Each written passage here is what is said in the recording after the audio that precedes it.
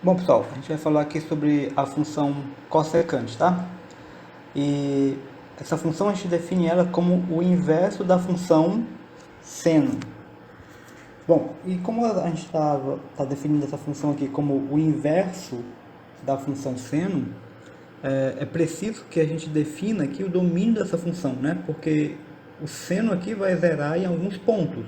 Então, em que pontos que o seno vai zerar? Nesses pontos, esses valores para os quais o seno vai zerar, nós temos que retirar eles, excluir eles do domínio dessa função aqui, tá? Bom, então como é que a gente faz isso aqui? A gente tem que lembrar que a função seno de x é igual a zero se e somente se o x for igual a k vezes π, onde o k é um número inteiro. E para a gente poder ver, né, por que o x é igual a k vezes π, né, basta você olhar lá para o ciclo trigonométrico, né, ou círculo trigonométrico. Por exemplo, né, nós temos aqui o círculo trigonométrico. A gente já tinha visto isso daqui, né, em outra aula.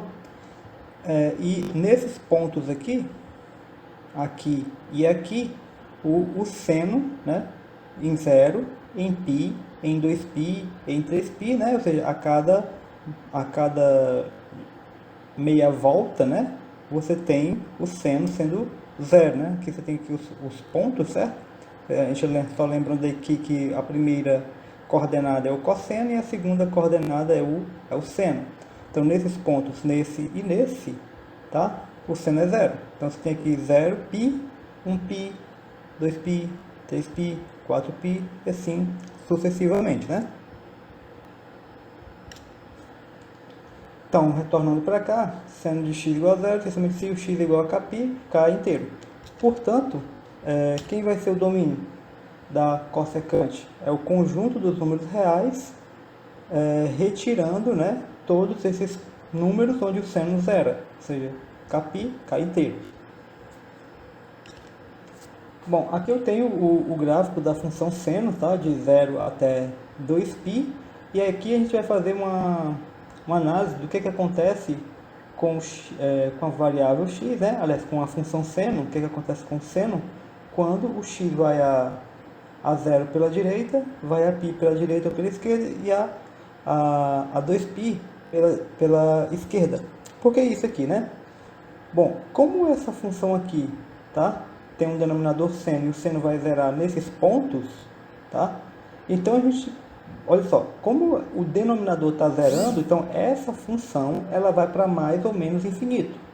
E para mais ou menos infinito, de acordo com o que, né? Ou seja, se o seno for estiver indo a zero por valores positivos, então essa função vai para mais infinito. Se o seno estiver indo a zero por valores negativos, então essa função vai para menos infinito, tá?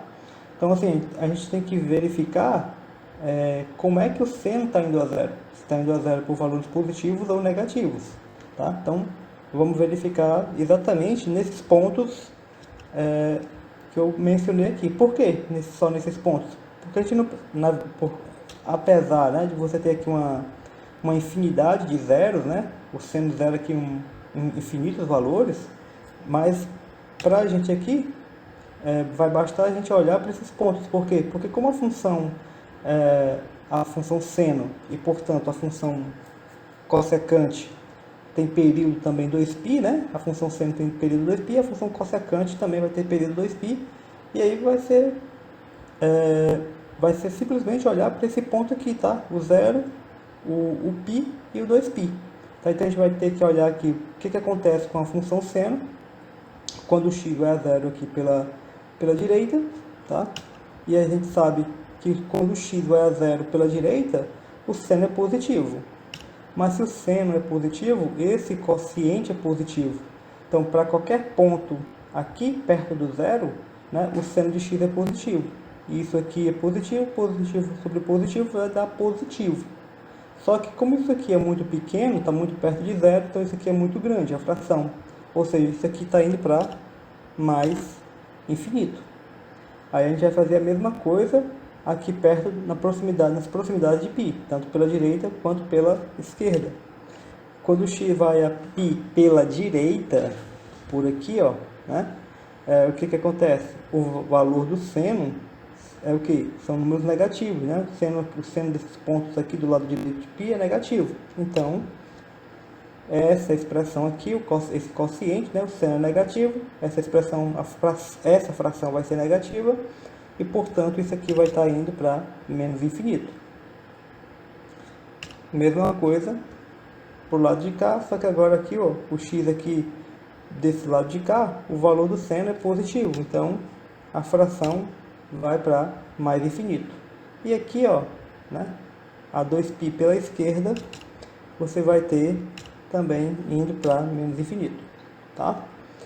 Bom, se a gente olhar então para esses valores aqui, agora a gente tem como construir o gráfico da função cossecante, né? Esse período, certo? De 0 até 2π. A gente vai construir só um período, porque os demais períodos é só repetir o mesmo gráfico, né?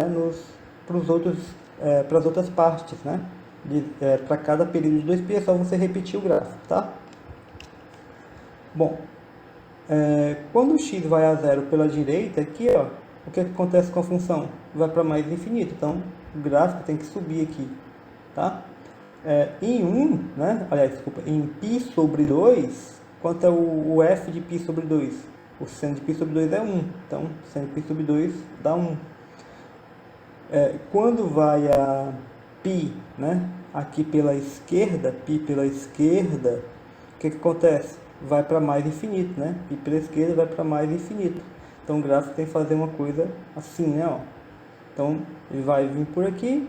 Quando vai se aproximar de π sobre 2 vai dar 1 também, então tem que fazer uma curva desse jeito aqui, seria mais ou menos um U, certo? O formato de um U. Agora a π pela direita, né? Quando vai a π pela direita, isso aqui vai para menos infinito, então teria uma coisa assim. E 3π sobre 2, né? O seno de 3π sobre 2 vai dar menos 1, ok? Seno de 3π sobre 2 dá menos 1, então por isso que fica aqui menos 1. E quando vai a 2π pela esquerda, vai dar menos infinito, tá?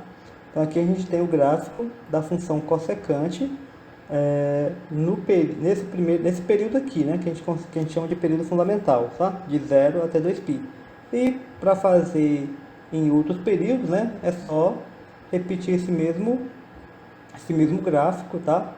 A cada período de 2π, ok?